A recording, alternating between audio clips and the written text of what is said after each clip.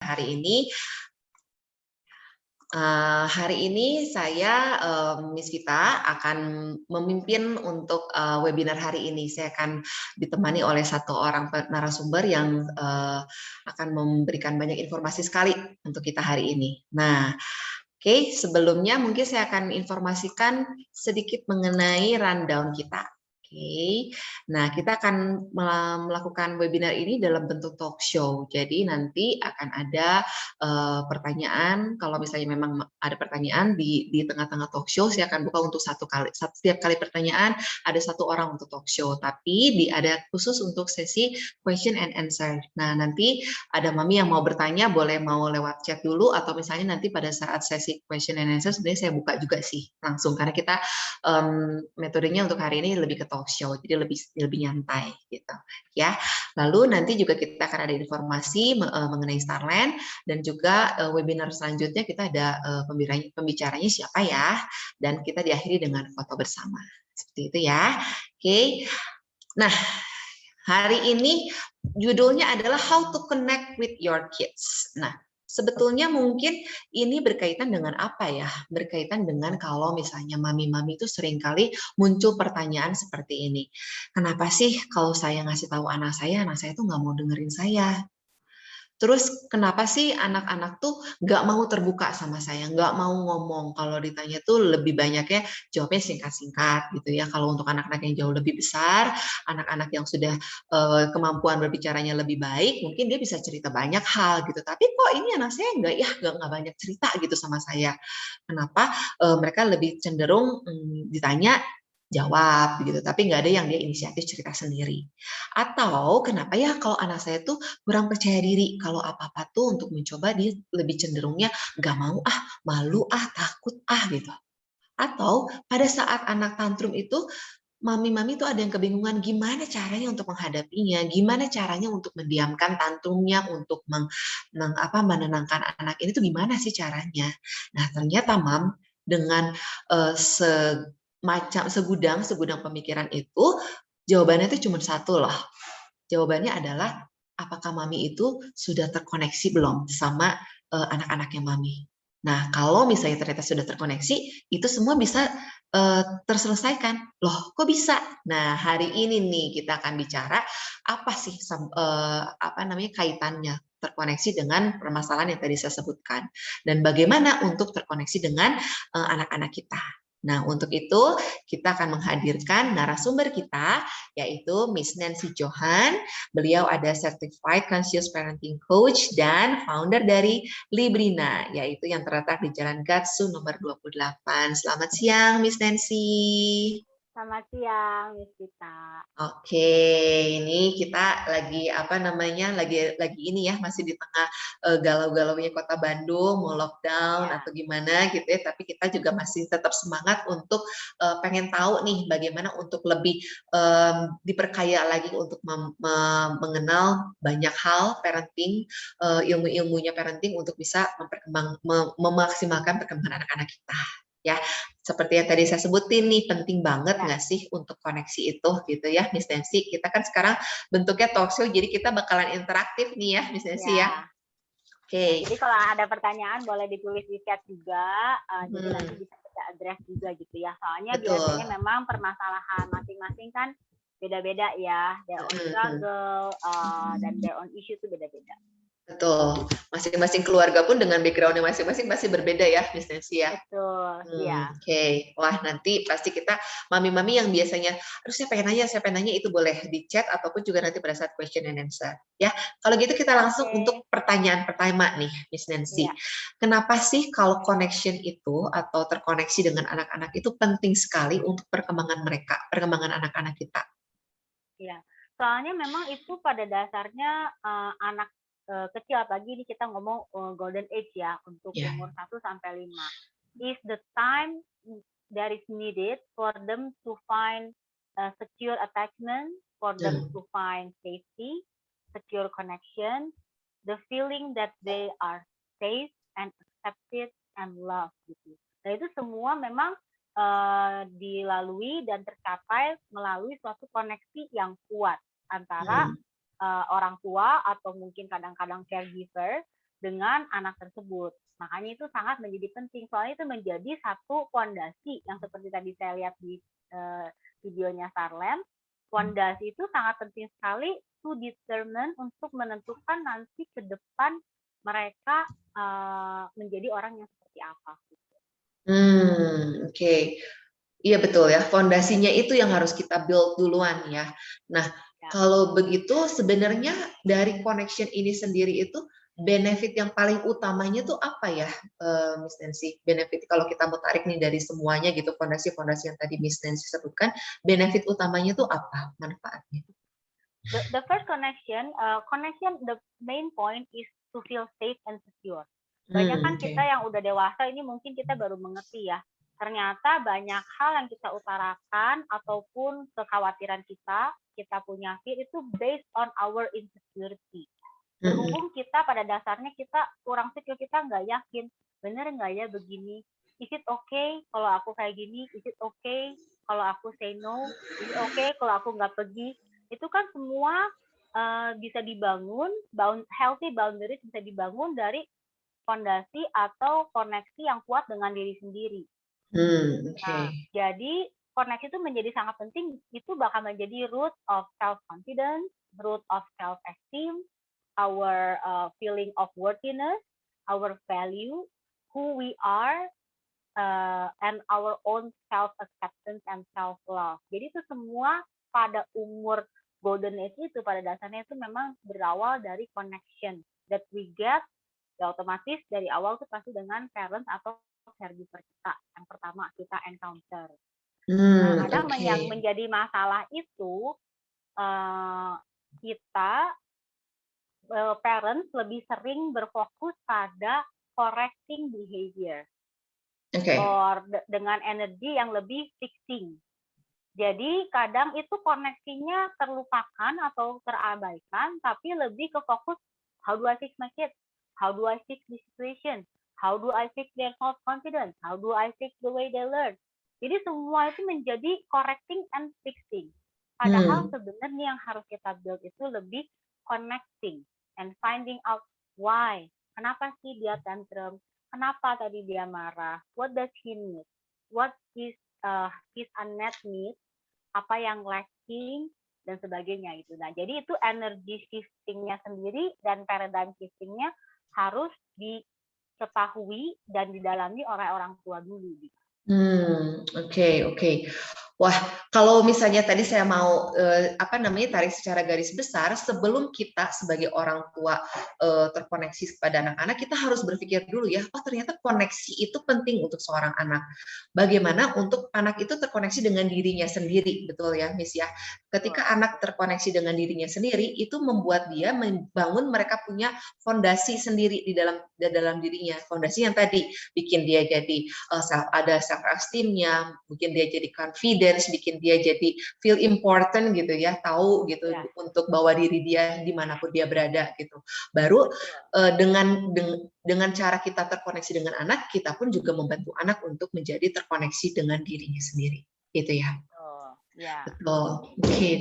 Itu oke banget sih. Kalau menurut aku, sometimes juga mungkin anak-anak umur yang apalagi golden age ya di masa-masa usia TK terutama, mereka juga nggak tahu sebenarnya kenapa saya harus tantrum, kenapa saya harus marah-marah, kenapa saya harus nangis misalnya gitu, kenapa saya harus ngerasa sebel kalau diginiin dan digituin gitu. Tapi ketika kalau kayak begitu, jadi sebenarnya kita orang tua yang harus ayo get connected with your kids gitu, kasih tahu sama anaknya itu marah karena begini, betul ya Miss ya? And also how to channel your anger. Jadi kadang kita tuh juga terlalu fokus, misalnya anak marah, terus dia orang tua mungkin kita juga because of our own conditioning juga dari waktu kita kecil mungkin ataupun dari environment kita or the expectation yang orang harapin dari kita, akhirnya kita fokusnya salah. Jadi misalnya anak marah, nah ini orang tua ngomongnya kenapa sih kayak gitu aja marah. Nah itu kan udah nggak connect tuh, I don't see the connection. Dengan perkataan tersebut yang ada malah anaknya feel disconnected and dia feel oh marah itu nggak boleh, marah itu forbidden, marah itu bad, marah itu nggak bagus. Dan akhirnya jangan kan dikasih taunya jangan marah, ya udahlah. Jadi nggak pernah ada satu statement di mana you feel anger because feeling it come, itu datang. Bukan kita ngomong marah-marah datang dong ke sini, I want to feel that. No, it just comes in that moment of the incident that happened. It comes. You feel out of a sudden you feel angry. Now, first of course yang harusnya itu kita acknowledge, oh I'm feeling anger right now. But that anger is not me. That anger is anger that is inside me, that is happening inside me. First, the acknowledgement. Kedua, okay, then now that anger is here, what am I gonna do? Mau diapain nih anger ini? Kalau nggak pernah dikasih tahu, kan anak nggak tahu, oh kalau anger tuh, ya oke. Sekarang kita misalnya marah sama Miss misalnya, atau sama Mami. Ya pengennya apa? Dan okay, you can say, saya marah nih gara-gara Mami begini, atau misalnya disuruh apa. Jadi gimana cara men-channel anger yang healthy gitu.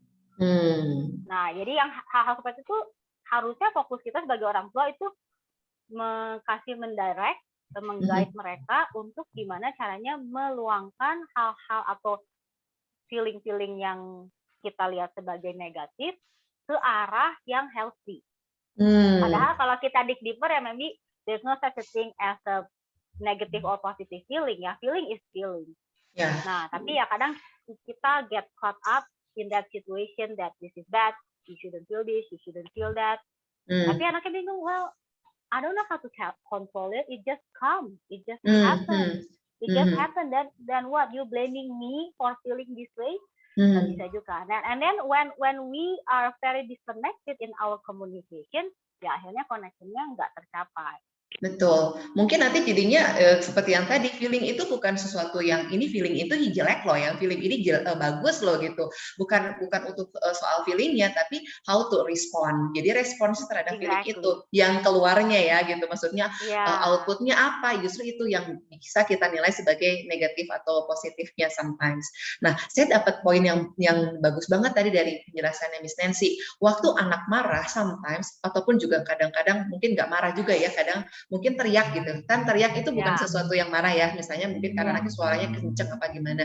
Yang kita lakukan sebagai orang tua itu sometimes langsung stop, bukan gitu, correcting gitu ya, stopping, correcting dulu, atau kita distract gitu kan ya. Padahal sebetulnya yang harus kita lakukan adalah koneksiin dulu yang tadi kata Miss Nancy bilang, kenapa? Oh teriak, iya ada apa? Kenapa? Jadi oh kita tahu gitu. Dengan kita mencoba terkoneksi itu salah satunya adalah kita imagining what is like to be them. Jadi kita menggambarkan, membayangkan kalau saya jadi anak itu tuh kayak gimana sih? Oke, gitu. Kenapa saya teriak? Oh iya mungkin ya kalau misalnya saya juga jadi anak seumur mereka, saya juga akan teriak gitu, tapi mungkin kita akan bisa memberitahu, oh mungkin caranya tuh responnya bukan dengan teriak loh, bisa dengan yang lain. Itu ya Miss ya. Jadi kalau misalnya untuk perpanjangannya, jadi kalau misalnya anaknya teriak, kita nggak fokus di teriak, kita fokusnya kenapa dia teriak. Oh dia teriak gara-gara dia merasa enggak didengar, merasa frustrasi. You don't get me, you don't understand, you don't know what's going on. And I feel frustrated. Jadi akhirnya orang teriak. That's also one of the reason kenapa orang-orang, nggak usah anak-anak, kita dewasa pun sama. Kalau kita feeling gak hurt, unheard, dan mungkin ngerasa kok kayaknya you don't get it, you don't understand, kita bakal teriak. It's out of frustration. So we address the frustration. We do not address the yelling, because when we address the frustration, the yelling will be gone. Ya, betul. Kita solve the frustration, then there's no more yelling needed. Betul. Itu benefit dari connection ya Miss ya. Begitu kita tahu bagaimana untuk deal with sama mereka punya kefrustasiannya gitu ya. Ya tidak akan ada yellnya, tidak akan ada teriaknya. Betul. Nah itu jadi ajakan-ajakan seperti ini for us parents to be able to look and understand the message beneath the behavior. Jadi we have to look deeper than the behavior. We have to look deeper dari tantumnya. Kita harus deeper dibanding dari rewel Ya, oh, mute nih, sorry. Ya, oke. Kadang-kadang justru kan fokusnya agak salah ya. Harusnya kita fokus to the root of the problem instead of just keep fixing on the first layer of the manifestation gitu. Oke. Sama satu lagi Miss yang kata yang muncul di dalam benak saya, kadang-kadang ini sering dilakukan oleh orang tua. Kalau anak nangis, cepet-cepet didistrakin. Yeah. Jadi bukan untuk terkoneksi gitu sometimes, tapi ayo kita distrakin supaya ya tujuannya sih betul gitu, biar lupa, biar diem gitu kan nangisnya gitu kan. Yeah. Tapi apakah itu sesuatu yang oke atau yang mestinya benar apa salah gitu ya, cepet kita distrakin dulu, atau misalnya boleh didistrakin dulu tapi in the end tetap terkoneksi gitu sama mereka. Gimana tuh? Okay. Ini ada banyak kemungkinan ya. Kenapa kita merasa harus mendistract anak? Pertama, itu biasanya terjadi kalau anak nangis atau teriak-teriak tantrum itu yang uncomfortable itu kita. It's too painful for us to watch our kids in that situation, to watch our kid in that state. Buat kita tuh, aduh nggak tahan dengernya, udah pusing, bikin sakit kepala, bikin marah, but everything is happening inside the mother or the parents maksudnya. Nah jadi kita dengan mendistract anak itu sebenarnya we're taking care of our own emotion, not their emotion. Soalnya kita melihat mereka terlalu overwhelmed dengan emosinya, kita yang nggak kuat ya.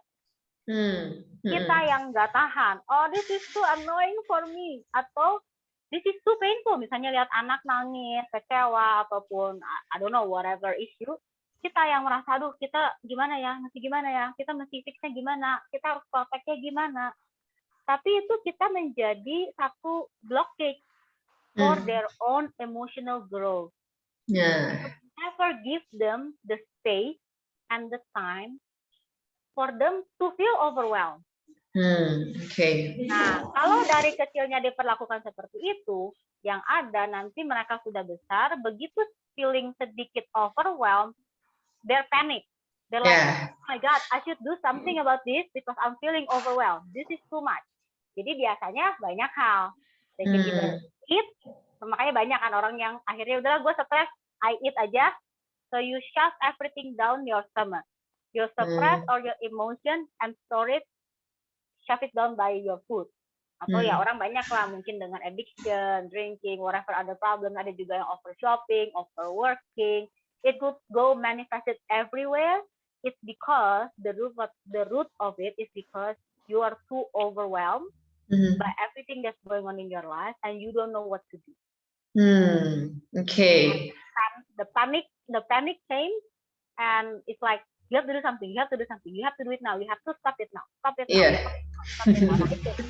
Betul. Sebenarnya berawal dari kecil, dari waktu masa seperti ini, umur-umur seperti ini. Nah, jadi kalau saran kebanyakan dari coach atau terapis itu ya pasti just be there with them, no need to intervene, but be supportive. Okay. Ya. Kita connect sama mereka, kita juga merasakan mereka punya perasaannya gitu ya, maksudnya putting ourselves into their experience lah ya gitu, maksudnya kita yuk kenapa, oh iya mengerti gitu, mencoba untuk mengerti mereka punya feeling segala macam tanpa harus mungkin distraksinya dengan cara seperti itu ya, bukan distraksi dengan hal yang lain, tapi distraksi dengan cara kita mengenal mereka, cara kita ayo saya mau ikutan juga rasain apa yang kamu rasain gitu. Ternyata itu penting banget. Betul. Jadi lebih bukan mendistract tapi kita validate. Ya, lebih ke validate mereka punya feeling. Jadi I totally understand. Of course, it will hurt your feelings. I get it. I understand. Tell me more about it. You want to talk more about it? How can I help to make you feel better? Those are all connection languages. Sometimes ya Miss, untuk kalau kita lagi ibaratnya ya, itu kan depends ke parents sendiri, betul ya. Kita punya situasi, kita punya pemikiran juga. Kalau kita lagi gak stres, kita masih berpikir oke, aku bisa deh kayaknya begini gitu ya. Tapi kalau ketika kita ada di shopping, ada di mall gitu katakan ya, lagi mau gini terus anak rewel, terus segala macam, itu tuh buyar semuanya. Jadi kesannya udah langsung kita udah gimana caranya untuk tadi, untuk stop, gimana caranya untuk fix mereka punya ini dan kita distract. Jadi udah nggak nangis lagi gitu. Nah mungkin kalau kayak gitu, mungkin juga ibu-ibu yang lain juga pasti, mami-mami yang lain juga pasti ada muncul pertanyaan ini sih sometimes, karena memang rata-rata anak-anak kecil pasti punya tantrum lah ya untuk show their mencari ya attract their parents attention juga bisa gitu. Tapi gimana nih kalau untuk di ruangan yang terbuka gitu, yang crowded gitu? Nah justru di ruangan yang terbuka is actually the problem is the same. Yang buat anak is the same because mereka kalau tantrum mereka nggak peduli mau di ruangan terbuka, mau tertutup, mau di depan mertua, mau di depan siapa, they don't care. Mau di depan presiden pun they don't care. Masalahnya yang care itu kita. In the middle of the crowd, the pressure is more. Soalnya kenapa? It comes from us, not from the kids. Because we feel more pressure to control our kids. We feel more pressure to be seen as good mothers. Kita nggak mau dijudge orang, oh itu lu nggak bisa diemin anaknya. Itu kok mami itu biarin anaknya nangis aja. It's the pressure from ourselves, it's not from the kid. Betul. Saya mendapat poinnya sih. Sometimes itu semua tuh bukan the problem is not from your kids gitu kan. The problem is from you gitu. Maksudnya cara kita deal with itu gimana gitu. Soalnya we cannot handle that pressure. And then as a return we pressure our kids. Jadi terus kita jadi frustasi, akhirnya kita pressure our kids ya, betul. Because we don't know what to do kan. Balik lagi, kita nggak pernah diajarin gimana caranya handle our own pressure in a healthy way. Akhirnya ya kita balik lagi to our old pattern, which is pressuring other people, pressuring the situation, blaming the external and all these other things. Wah menarik. Ini saya mau ambil tadi benang merahnya untuk ke question number 2. Tapi mungkin sebelum kita pindah ke question number 2, ada nggak dari orang tua di sini atau misalnya mami-mami atau misalnya miss-miss yang teacher di sini ada yang mau bertanya nggak tentang ini? Ternyata connection itu penting loh buat development-nya anak-anak kita gitu, healthy development ya gitu. Kalau misalnya ada, boleh kasih reaction untuk raise hand mungkin, biar saya bisa panggil namanya.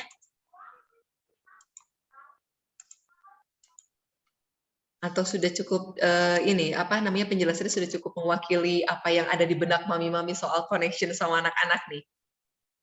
Kalau nggak kita mau lanjut ke yang pertanyaan berikutnya ya. Oke.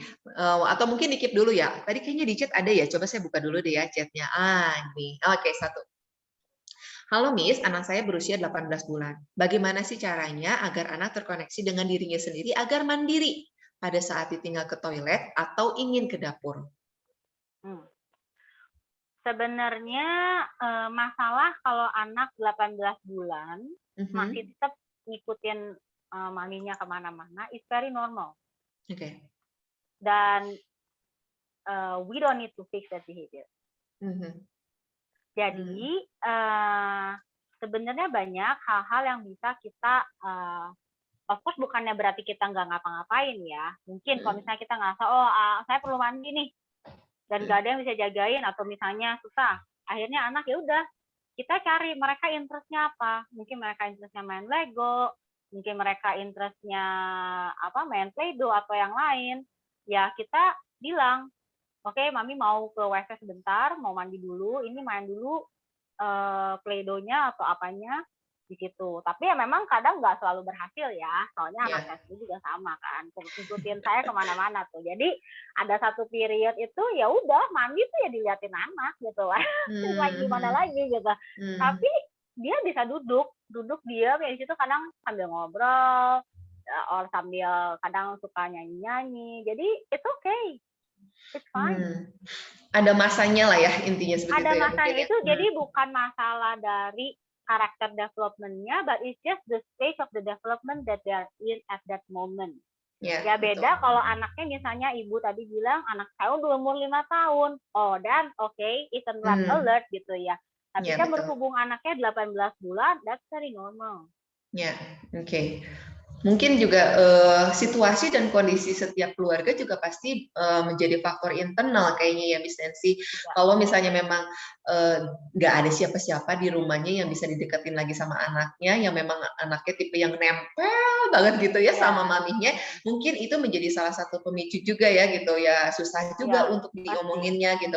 Karena 18 bulan untuk mereka kayak two-way communication aja kita masih terbatas banget buat mereka gitu untuk mengerti mereka punya rasa gelisah ketika ditinggalin sama mami, even walaupun cuma ke dapur or ke toilet gitu. Tapi sesuatu itu yang memang cara kita terkoneksinya adalah oke, kamu mungkin takut ya mami pergi gitu. Mami cuma ke dapur kok, cuma kayak penjelasan itu mungkin bisa ditambahkan kayaknya ya, sama mulai bisa dimasukin gitu kayaknya. Ya, bisa juga ensuring, misalnya mami perginya deket kok di sini bisa kelihatan.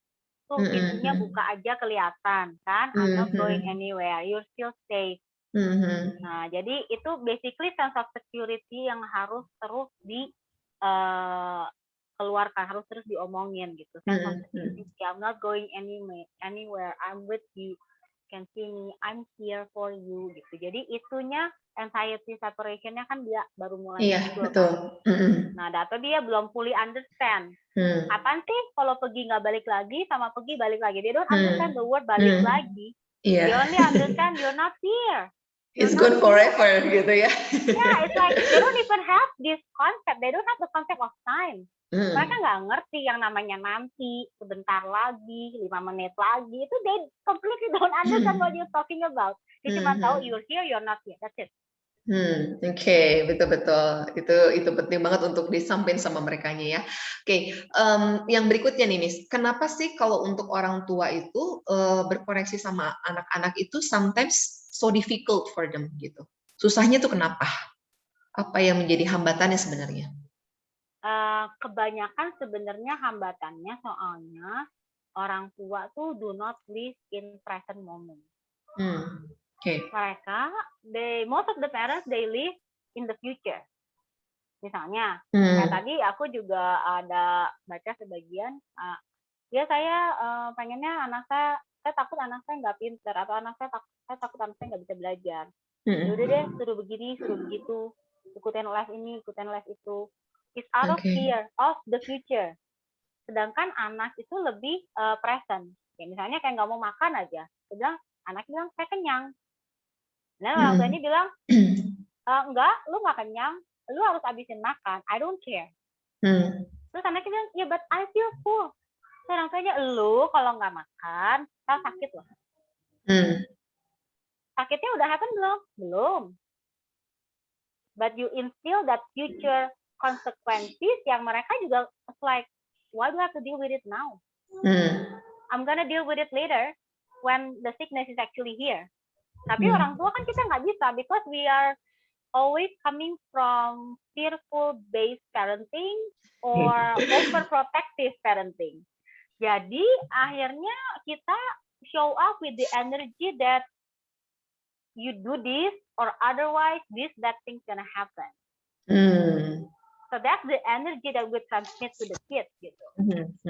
Of course we always say it, because I love you, because I care for you and everything, but it's just a justification. But the energy that they receive is not the love. The energy that they receive is the fear. Okay. Respon yang mereka dapatkan itu ternyata bukan jadi kayak kita being there gitu, berada tentang kehadiran kita gitu pada saat kita terkoneksi dengan anak-anaknya, tapi lebih kepada yang kita menyampaikan ketakutan kita justru gitu ya sama anak-anaknya. Nggak makan nanti sakit loh badan ininya gitu, nggak makan nanti gini loh gitu. Yang diingat sama mereka malah itunya ya. Betul, dan jadi anaknya merasa you don't hear me. Dia merasa feeling unheard jadinya. And also indirectly, secara unconsciously kita bilang sama mereka, oh you shouldn't trust your body, you should trust the portion of the food in front of you. Jadi kita nggak diajarin untuk sekarang body kita merasanya apa? Body kita ngerasanya capek, itu sleep. Body kita merasanya dingin, pakai jaket. tapi enggak. Jadi yang dijadiin satu indikator itu bukan kita dalam diri kita sendiri and what we experience, tapi what are the external. Oke, piring segini semua harus habis. Full nggak full, lapar nggak lapar, cuma segini, that's it. Udara dingin, segini suhu, segini windy, harus pakai jaket. It doesn't really matter whether you feel cold or hot or warm. Harus pakai jaket because anginnya besar. Jadi kita diajarin untuk always looking out from the external to find our answer, looking on the external to make a reaction atau a response. Tapi nggak pernah diajarin kita tuh sebenarnya feel-nya apa sih? What do we feel? Kita mikirnya apa? Kita merasanya apa? Nah, makanya jadinya koneksi dengan diri sendirinya banyak kali tidak terasah. Jadi lebih mencari koneksi dengan lingkungan luar. Nah, makanya ini nanti menimbulkan self-doubt. Nah, balik lagi lah, itu sih sebenarnya very fundamental levelnya is lack of self-confidence, full of self-doubt, insecurity. Jadi yang kayak gitu-gitu ya seperti kita tahu bakal manifest ke hal-hal yang lain gitu. Saya dapetin satu poin nih Miss dari tadi penjelasannya Miss. Mungkin itu seperti kayak kita juga kayak apa ya, jadi orang tua yang auto drive ya jadinya gitu. Bukan jadi terkoneksi dengan mereka, jadi kayak ya emang kalau kayak gini mah harusnya begini gitu. Jadi maksudnya bukan ngehin apa namanya anaknya feelingnya lagi begini loh, oh jadi kita pasti begini gitu. Tapi kita lebih ke yang enggak, secara kita punya apa ya mindsetnya harusnya begini gitu, auto drive-nya begitu gitu ya Miss ya. Ya, jadi when you on the auto drive, you fail to see the children, you fail because there is no connection. Betul. Cuma taunya kalau A B, kalau B C, kalau C D D F. Tapi lu nggak pernah dilihat dan nggak pernah dianalisa A itu orangnya seperti ini loh. Dia tuh kalau diomongin kayak gini tuh nggak bisa because he's not gonna get it this way. Tapi kalau cicinya it may be different. Nah itu nggak bisa kalau yang namanya parenting is like art. You cannot go on auto drive, nggak bisa 1 + 1 menjadi 2 gitu. Jadi you really have to understand your children before you know what is the effective way to communicate with them. Betul banget nih Miss. Jadi cara kita untuk terkoneksi, kita punya anak 2 nih ya misalnya gitu. Cara kita terkoneksi dengan anak yang sulung, dengan cara kita terkoneksi dengan anak si bungsu, mungkin saja berbeda, betul ya Miss ya? Kemungkinan besar itu sudah pasti berbeda. Kalau kita memakaikan auto drive yang tadi belum tentu bisa apa namanya bisa diaplikasikan pada si sulung ataupun juga pada si bungsu tadi ya Miss ya. Betul. Oke. Nah ini ada satu pertanyaan nih ya dari Mami Lolita. Miss, anak cowok usia 25,5 bulan, mungkin 2 tahun 1 bulan. Ya, yang tadinya sudah bisa ngomong untuk lapar, pup atau pipis. Tapi bagaimana ya caranya agar bisa dia belajar mengkomunikasikan ke anaknya? Bagaimana caranya untuk bisa mengkomunikasikan ke anaknya agar dia bisa mengkomunikasikannya? Oh, coba gimana kalau Mami Lolita boleh open mic dulu ininya supaya kita bisa sama-sama tahu intinya pertanyaannya. Iya, halo Mam. Halo Miss, gini, belakangan ini soalnya anaknya tuh kayak gak bisa mengkomunikasikan dan mengekspresikan perasaannya, kayak seperti nangis yang tiba-tiba jeritan, yang nangisnya yang tidak biasa gitu.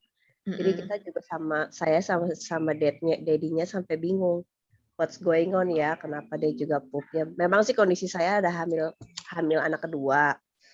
Nah, udah menjelang due date Agustus, cuman memang kelihatan degradasinya dia, plus juga dia pun pupnya juga, pipis juga nggak pernah ngomong lagi. Nah ini terus udah gitu, padahal saya udah berulang. Tadi kan saya menangkap ada sering mengkomunikasikan. Tadi Miss juga kan ada yang bilang sering dikomunikasiin aja ke anaknya untuk bilang apa yang dirasain, apa yang mau dia lakukan, begitu kan?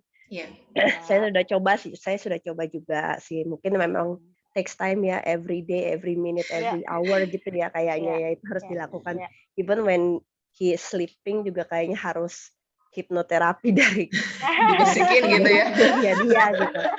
Cuman yang sedikit little bit shock-nya adalah ketika dia nangis yang jeritnya tuh bukan nangis biasa kayak sampai kayak mata uratnya keluar gitu. Saya sampai bingung what's going on gitu. Tapi dia nggak bilang kamu mau apa. Kan saya coba tanya, kamu mau apa? Kamu lapar? Kamu belum mau makan? Atau bagaimana gitu. Nah, Jadi jadi kira-kira memang kan bagaimana ya? Kalau untuk anak 2 tahun 2 tahun 1 bulan itu memang pasti mereka ada masa-masa mereka sulit untuk verbalize, untuk mengkomunikasikan secara kata-kata apa yang mereka rasakan. Nah, jadi mungkin juga dia tahu sebenarnya dia apa, cuma dia nggak tahu gimana cara ngomongnya. With that limitation, of course, it becomes frustration. Jadi mungkin dari kita sebagai orang tua bisa kita yang menganalisa, kita yang observe hal-hal apa sih yang men-trigger dia menjadi seperti itu. Dan coba dilihat apakah bisa timbul satu pattern. Misalnya apakah itu kejadian tiap kali sebelum makan, apakah tiap kali sebelum tidur. Dan from that observation kita coba bisa cari apakah ada satu pattern tertentu yang memang mengganggu untuk dia. Tapi kalau memang kita mengharapkan dari dia bisa mengeluarkan secara kata-kata begini, kayaknya belum tentu bisa. Jadi mungkin dari kita ya, again, kalau menurut saya sih, give it some time, because everything has a process juga.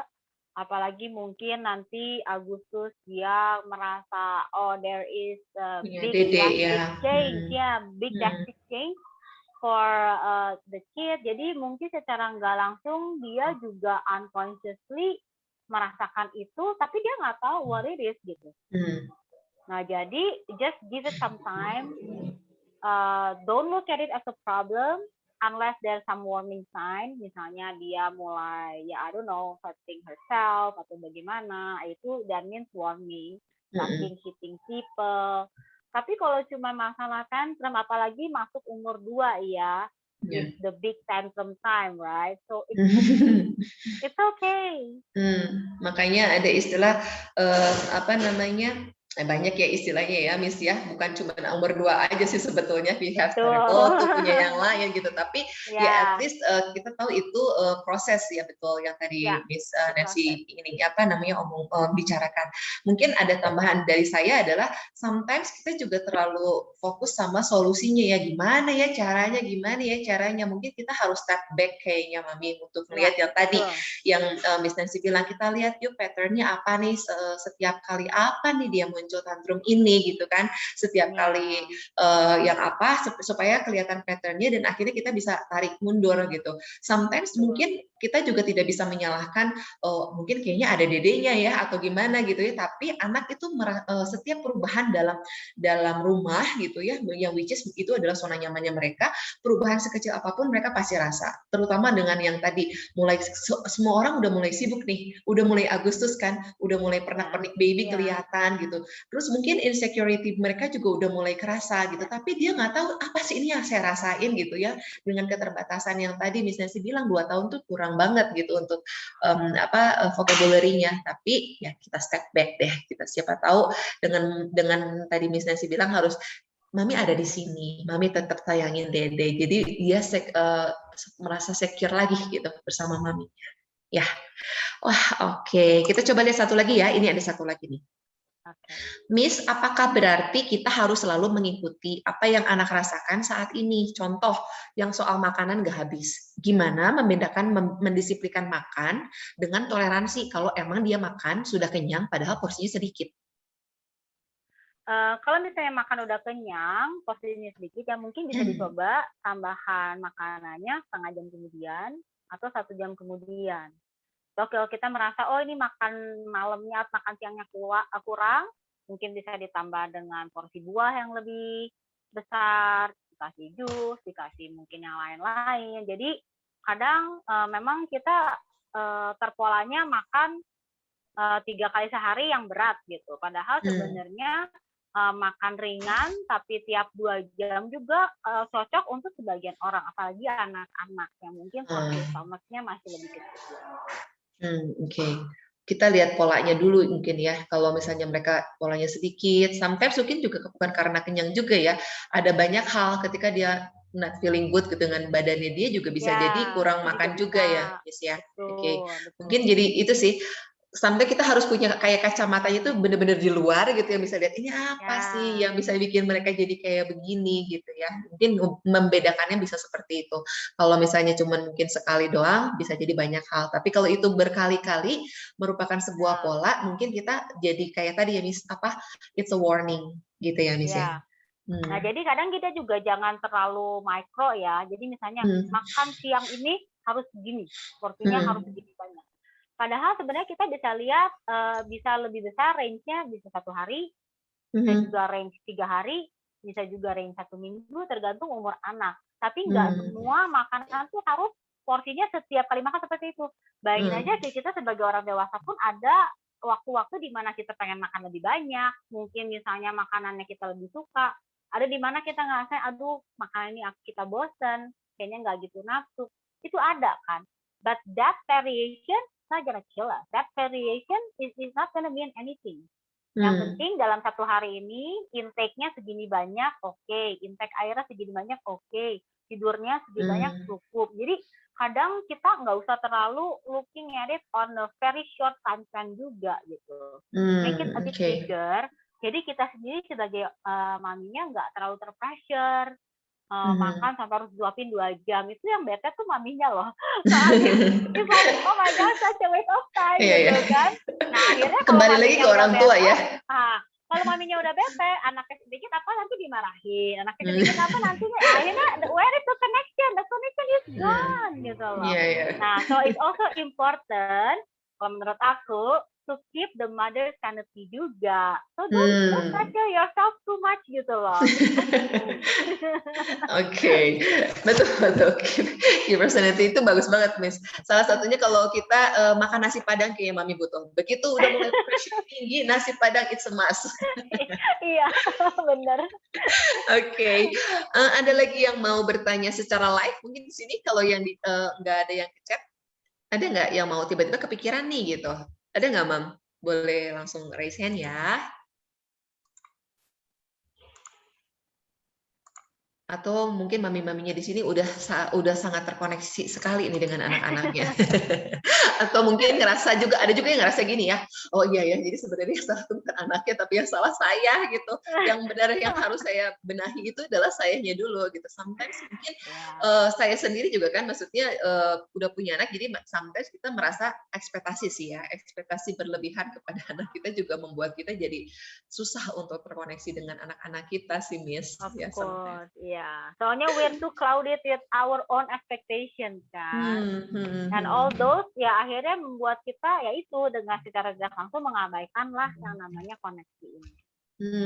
Oke. Miss, yang pertanyaan saya ketiga nih ya, Miss ya, apa sih yang harus orang tua tuh lakukan untuk bisa dia oke deh saya mau terkoneksi sama anak saya, terus dia lebih cultivate gitu ya, lebih gimana caranya melatih lagi sampai akhirnya udah expert lah, anakmu tantrum gimana pun juga kayaknya feeling so peace gitu. Dan di sini juga nggak apa-apa gitu. Gimana nih Miss caranya? Sebenarnya of course ini deep banget ya, because the key to be able to handle other people, including your kids, the key is for us to be able to handle ourselves. The key, if we want to be able to see our kids as who they are and accept them as who they are, it has to start from us accepting who we are. Jadi itu bakal deeper banget dari sisi orang tua juga, dan juga we have to let ourselves reparent our inner self. Soalnya kebanyakan yang kita lakuin itu projection from whatever is inside of us. Nah, akhirnya itu jadi terproject ke relationship kita dengan anak-anak, dan secara tidak langsung terproject juga terhadap impact kita sebagai orang tua ke anaknya. Jadi misalnya yang tadi paling gampang itu kalau misalnya kita takut ini, takut itu secara tidak langsung bakal terproject ke anak kita juga, dan akhirnya mereka pun akan sama. Kalau kita nervous nih, aduh anak kita nanti sekolah gimana ya, mau nggak ya ditinggal, mau nggak ya nanti sama miss-nya, nangis nggak ya, all those stuff itu terproject di our body language, in our energy of our anxiety, kita punya worry, kita punya segala itu secara nggak langsung itu bakalan kerasa sama anaknya. Jadi yang tadinya anaknya, yang fun-nya go to school, gitu. And then orang tuanya start making a big deal out of it and start like, nanti kamu gini ya, nanti kalau miss ngomong kamu harus denger ya, nanti kamu ini nggak boleh ngomong karena wah pokoknya jadi ribet banget. And then the kids are like, oh, this is what I'm supposed to feel. Oh, kalau pergi sekolah, start sekolah tuh kayak begini ya. Oh, harus sampai kayak gini. Oh, with this kind of like anxiety gitu. Secara tidak langsung, okay, I follow you because I trust you. I follow you. This is how we have to deal with going to school. And that's how they gonna deal with going. Oke. Sebenarnya pada saat kita itu juga sudah terkoneksi ya sama anak-anak, betul nggak, Miss? Iya, udah jelas pasti. Dengan kita menularkan lah istilahnya ya, menularkan ke worry-nya kita itu sama anak-anak dan mereka merasakannya, itu tuh sudah terkoneksi. Makanya apa yang kita feel, apa yang kita rasakan, apa yang kita pikirkan itu kalau kita benar-benar positif yang kita pikirkan, terkoneksinya pun juga tertularannya positif. Tapi ketika kita berpikirnya negatif, mereka pun juga akan merasakan hal yang sama. Gitu ya, Miss ya. Oke, kita muncul satu secara tidak langsung, benar. Nah ini ada pertanyaan dari Mami Niwayan. Bagaimana cara kita terkoneksi dengan anak usia 7 tahun agar dia mengerti apa yang menjadi tanggung jawabnya, misalnya menyiapkan kebutuhan belajar daringnya. Gimana ya kalau 7 tahun? 7 tahun ya, of course sebisa mungkin kita ngomong sesimpel mungkin. And only do it or try to do it only once a day. No more. Jangan setiap jam harus ingetin. Setiap jam harus ingetin. It will be best to say misalnya either paginya atau sehari sebelum, tergantung jadwal sekolah. Ya obviously paling enak pagi. Begitu bangun, review misalnya study plan hari itu, dari gurunya ada apa-apa aja tugasnya, di-review, coba tanya ada pertanyaan enggak, atau enggak mungkin maminya bisa be available at home, di mana anaknya kalau ada mau tanya pada saat itu bisa langsung, and then after that you just leave them. And maybe at the end of school bisa tanya, oh hari ini selesai semua enggak tugasnya? Nanti kalau anaknya bilang, ya selesai, oh enggak selesai, ikut these two things, right? Kalau selesai udah bagus, kalau enggak selesai, oke. Yang mana, kenapa sisanya enggak dikerjain? What kind of problem you face? Do you need my help? Mesti gimana? Tapi kalau kita ngomong setiap jam, jamin anak nggak akan dengar. Iya. Because ngapain didengerin sekarang? Nanti sejam lagi dia ngomong lagi. Ngapain saya harus pasang alarm nanti jam 11 ada Zoom, nanti si mami sebelum jam 11 juga bakalan ngomong. Bakalan ngingetin gitu ya? Iya, jadi justru membuat anak nggak punya responsibility. Soalnya mereka ngapain? Why do I even have to do that? But she's gonna be there and tell me anyway. I don't have to tell myself. She's gonna tell me. Jadi akhirnya anak-anak belum itu satu, belum juga perasaan tidak dipercaya. Ya, iya betul. Tidak dipercaya. Without that trust, you don't trust me anyway. So why bother? Jadi dengan energinya bagus, misalnya kayak kita niatnya tuh kita mau ngingetin, jangan sampai anaknya skip. Tapi akhirnya si anak jadi merasanya bukan itu yang dia rasa, you don't trust me, that's why you don't to me. So ya udah kalau kayak gitu, I trust your judgment more. Apalagi anak baru umur 7 kan. So ya udah, tinggal ikutin aja nanti mami ngomong apa. Responnya berbeda ya, Miss Nancy. Betul ya. Maminya pengen sebetulnya for good kan gitu. Maksudnya buat hal yang baik kan. Supaya kamu nggak skip loh. Tapi anaknya yang jadi ngerasanya you don't trust me. Yeah, and without that trust, dia juga nggak merasa perlu show I'm responsible person because you already judge me being irresponsible. Okay. So before even the whole process began, you already judge me being irresponsible. So there is no chance. There's no chance for me to show up as a responsible person. Jadi itu efek psikologinya, of course it's not gonna work. That's why kalau kita, makanya perlu banget sebenarnya untuk orang tua tuh sebenarnya step back a little and trust the process. If you want to build your kids to have to be a responsible person, trustworthy, you have first to show what trust is. You have first to show what responsibility is. Instead of keep on demanding, well, you show them how it is done. Okay. Saya juga menarik begini, Miss. Anak saya umurnya 8 tahun. Suatu hari dia bilang kayak gini, I don't like mommy. You say it to me ya, again and again and again and again, many times. Sian nggak suka gitu. Nah itu sesuatu yang okay. Dan itu yang membuat saya berpikir enough gitu untuk satu kali atau enough untuk beberapa kali. Yang tadi sama Miss sebutkan, kayaknya sekali aja cukup gitu. Tapi kalau misalnya sekali itu ternyata dia ke skip dan akhirnya mereka tahu apa sih artinya konsekuensi dari dia skip, itu buat mereka jadi it's a learning process justru gitu. Mereka belajar loh gitu dari itu. Betul. Sama kayak misalnya kita ngelatih anak kita jalan kan. Prosesnya is falling. The process to be able to walk is to fall. When you can overcome waktu jatuh, then when you overcome that fear of falling, then you can move on, then you can walk. Tapi kalau selama kita harus hati-hati, nggak boleh sekalipun yang namanya jatuh, nggak boleh sekalipun yang namanya kejeduk, you will not be able to walk. For sure. It's the same thing. It's the same thing with stress. It's the same thing with time management. Same thing with everything. The process, mistakes and failure is gonna happen. So betul. Balik lagi, are we comfortable dealing with that? How big of a container we are as parents? Is our corridor this big for them, or is our corridor that big? Like how flexible are we, and how much space and chances are we giving our kids? Okay. Sometimes karena kita sekarang ada di rumah selalu ya, ekspektasi kita sama anak-anak kita tuh jadi munculnya jadi agak berlebihan sometimes gitu. Karena kita juga jadi guru gitu kan di rumahnya juga gitu.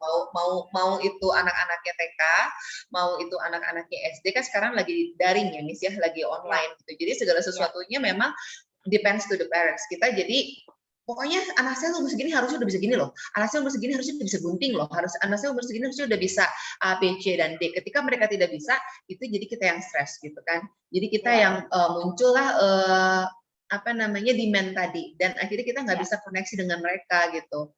Benar ya, Miss ya? Betul, itu udah pasti. Dan masalahnya kalau sekolahnya dari rumah, semuanya jadi kelihatan tuh sama kita. Dan akhirnya yang gatel pengen fix siapa? Kita juga. Mamanya. Itu sih. Padahal sebenarnya mungkin di sekolah that's how they learn. Which is not being effective 5 hours a day. Betul. Throughout the 5 hours, they may actually only be effective 30 minutes. That's it. The rest is I don't know what. The rest is adaptation time, group discussion time, which is like kalau buat orang tua kadang-kadang ngapain sih? Yang kayak gitu. Tambah apa? But seriously, that's the process gitu loh. Jadi do you expect somebody to be at school and 5 hours a day and be effective 5 hours a day? Itu nggak mungkin. Jangankan masalah anak-anak sekolah lah. Orang tua kerja aja di rumah tanya. Siapa yang udah mulai kerja online di rumah? Are you being effective 8 hours a day? With Zoom? Enggak juga. Well, that's the question we have to ask ourselves. Nah, jadi kadang kita we have to look back and check back sih, are we being realistic atau enggak? Kalau kita yang dikasih ekspektasi seperti itu, what are we gonna do? Maybe some meetings we just gonna doze off. Maybe some meetings we're just gonna do something else. There's a lot of loopholes. But that's it. That's the life that we're in right now during pandemic.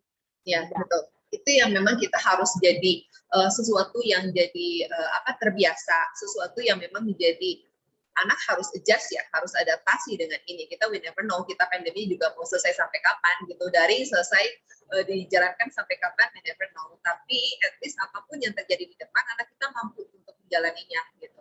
Ya. Gitu ya. Oke. Miss, ada satu chat pertanyaan lagi. Miss, anak saya umur sebelumnya saya mau minta izin dulu ya buat mami-mami dan juga buat miss-miss juga yang lain yang hadir. Kita juga udah sampai jam 2 kan, tapi saya izin 10 menit ya untuk satu pertanyaan lagi, oke? Oke. Ya, Miss, anak saya 30 bulan nih, belum mau makan nasi dan masih makan bubur dengan tekstur baik. Bagaimana caranya agar terkoneksi dengan teksturnya supaya makin lama makin meningkat. Kalau cemilan bertekstur keras, mau makan. Tapi kalau nasi masih susah. Gitu. Ya, jadi mungkin bisa juga dikasih alternatif ya. Atau mungkin mulai pelan-pelan diadaptasi selang-seling. Misalnya siang makannya nasi, malam makan yang lain, di mana porsinya bakal menjadi lebih sedikit. Tapi kadang kita juga we have to be consistent. Jangan cuma gara-gara, oh anaknya nih sekarang jadi makannya setengah porsi dibanding biasa. And that's okay. Maybe that's the adaptation that they need to go through.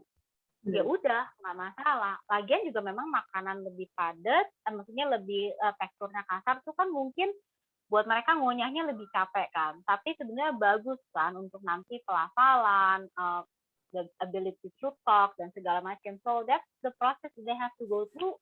We have to be consistent dari orang tua. Jangan nanti, anaknya nggak mau makan, ya udah balik lagi deh. Kasih option bubur lembek, balik lagi deh dibanding anaknya nggak makan. No, sometimes we have to be consistent in what we're trying to achieve. Of course, dengan consultation dokter ya, jangan sampai nanti ya udah anaknya nggak makan terus berat badannya jadi turun banget. Ya of course itu juga nggak bagus. So consult with your doctor, but be consistent. Intinya sih kalau dari kita be consistent, but of course in the boundary that is acceptable by your pediatrician gitu. Okay. Yes, betul ya. Dengan konsisten memberikan itu, jangan kita juga jadi judgement sama anak untuk sekali atau 2 kali atau 3 kali 4 kali gitu ya. Betul dengan konsisten itu juga. Oke. Nah, mungkin kalau dari saya sih mungkin kalau bisa narik dari apa yang tadi Miss coba paparkan, gimana sebenarnya kita untuk bisa lebih melatih kita punya kemampuan untuk terkoneksi dengan anak-anak. Yang pertama ya kita harus practice mindfulness gitu. Jadi harus benar-benar ada buat mereka, benar-benar ngerasanya feel what they feel gitu right now. Jadi imagine jadi mereka yang tadi menaruh diri kita juga pada saat situasinya mereka gitu, benar-benar yang detach juga dari screen juga gitu. Sometimes juga kita kan juga apa sih gitu kan, juga ada yang salah seperti itu. Tapi ketika kita bersama mereka ya hadir untuk mereka. Being present ya. Ya betul. Sama mungkin dua lagi ada 2 poin lagi. Yang ketiga adalah kita harus sometimes kan kita sibuk nih, kita nggak bisa nih, kita nggak punya waktu gitu kan. Nah kita harus memang berkomitmen dengan kita mau kok begini, saya mau terkoneksi dengan anak-anak saya ya, kita harus establish times dan harus komit dengan connection itu gitu. Pokoknya ya kita as a parent mau komitmen ya harus bisa menjalani itu semua gitu. Dan yang terakhir itu kalau tadi dari Miss Nancy adalah learn to listen. Kita belajar untuk dengerin anak-anak kita. Jangan juga langsung ngejudge mereka, jangan langsung buat mereka jadi stop, jangan langsung buat mereka jadi ngedistract apa yang mereka rasakan gitu ya. Tapi learn to listen gitu. Betul ya Miss ya? Ya. Oke. Ya, dari Miss mungkin ada yang mau disampaikan nggak nih? Untuk yang terakhir nih, karena kita chat juga udah ditutup untuk question dari Miss Nancy mungkin sebagai penutupnya. Ya, jadi intinya sih sebenarnya again selalu fokus connection over correction. Jadi sebelum kita respon atau sebelum kita react terhadap apapun yang ada di depan mata kita cek lagi. Are we doing this to build connection or are we being disconnected to the kids or even to ourselves gitu ya. Dan yang kedua ya otomatis semua yang terjadi we have to ask, is it coming from me or not? Is it coming from me or is it the kid? Is it coming from me or is it the kid? So, and I think most of the time, if you're really being honest to yourself, 90% of the time it's coming from us.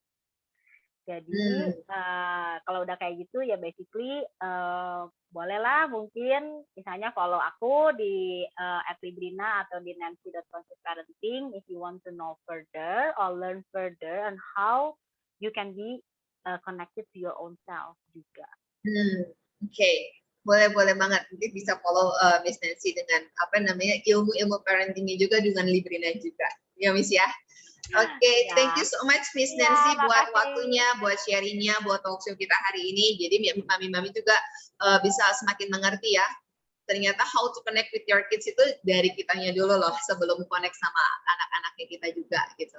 Nah kalau dari saya mungkin ada kalimat seperti ini kali ya, kita mungkin nggak bisa terkonek dengan anak-anak kita setiap menit dan setiap hari gitu ya, tapi kalau sedikit saja kita coba untuk memberi lebih sama anak-anak kita, untuk lebih terkoneksi dengan anak-anak kita, mereka akan mengingatnya dengan untuk selama-lamanya sih gitu. Oke. Nah oh ini banyak chat juga udah Miss Nancy nih ya, nanti boleh dicek sendiri sama Miss Nancy, di situ ada banyak sekali thank you semuanya. Nah saya mau kasih tahu next webinar kita akan ada siapa ya, nah, tapi sebelumnya ada sharingnya udah kelihatan belum? Kelihatan ya? Nah untuk mami-mami yang lagi cari sekolah, karena kan udah mulai tahun ajaran baru nih ya, gitu. Untuk mami-mami yang cari sekolah di usia anak-anak yang kindergarten ataupun juga preschool, Starland juga sekarang sedang ada promo 5 up to 70% untuk enrollment fee-nya. Jadi silakan untuk langsung menghubungi WhatsApp-nya Starland. Kalau misalnya memang, saya lagi cari sekolah nih, mau lebih cari tahu lagi tentang Starland, boleh langsung hubungin sama WhatsApp-nya Starland. Ya. Lalu saya juga mau kasih tahu info kalau nanti tanggal 29 Juli kita akan ada webinar bersama Dr. Presil. Nah, siapa yang di sini anak-anaknya? Dokter anaknya adalah Dr. Presil. Nah, ini mungkin kita bisa ketemu nih hari Kamis di tanggal 29 Juli. Kita mau kupas tuntas tentang pentingnya tidur pada anak-anak. Nah, untuk yang sesi webinar yang ini ada biaya pendaftarannya, tapi hanya 35.000 saja. Jadi untuk setiap peserta, kalau misalnya mau ikutan dan ngerasa kalau anak saya tuh sekarang jam tidurnya lagi bolak-balik nih gitu ya, malam jadi Batman gitu kan ya, siang jadi tidur terus gitu, ataupun kenapa sih anak saya bisa jadi morang-maring sendiri, kenapa anak saya begini dan begitu gitu, mungkin itu salah satunya adalah dari pola tidur gitu. Jadi bisa langsung hubungi dari WhatsApp-nya Starland. Oke? Nah, nggak kerasa 1 jam lebih nih, 1 jam lebih 10 menit ngobrol bareng sama Miss Nancy. Mungkin kita akan cari topik menarik lain untuk kita bisa sharing bareng ya, Miss Nancy ya. Iya, boleh Miss Vita. Terima kasih banyak. Sekarang kita mungkin mau buka mic kita, mami-mami, untuk say thank you sama Miss Nancy ya. Boleh say thank you sama Miss Nancy. Miss Nancy, Miss Vita. Thank you, Miss Nancy. Thank you, Miss Nancy. Jangan pergi dulu ya, karena kita mau foto bersama sebelum kita menutup. Oke. Ya, oke, Miss Nurul boleh boleh lead kita untuk foto. Siap-siap ya. Boleh Mami dinyalain? Ya, kameranya boleh dinyalain ya, Mam. Kita mau foto bareng sama Miss Nancy. Semoga apa yang didapat hari ini itu bisa langsung diaplikasikan sama anak-anak di rumah. Ini ada 2 slide ya, Mam. Jadi kita mulai slide pertama dulu. Oke. 2 kali ya. Ya, 1, 2, 3. Bentar. Oke, sekali lagi. Tahan ya, Mam, senyumnya. Bentar.